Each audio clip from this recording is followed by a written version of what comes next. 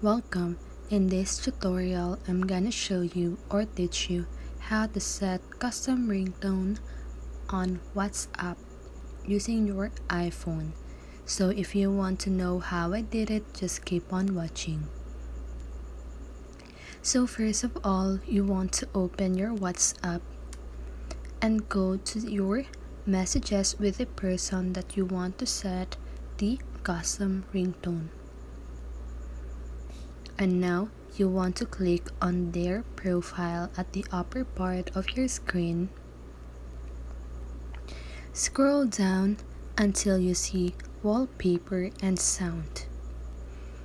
So just go ahead and click on that. And here at the lower part there's the alert tone option. So just go ahead and click on that. And here you can now choose the sound that you want and click on save.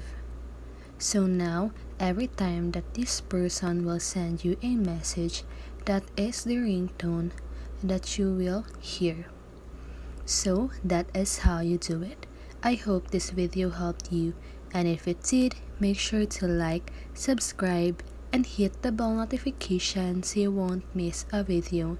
See you on the next one and have a great day.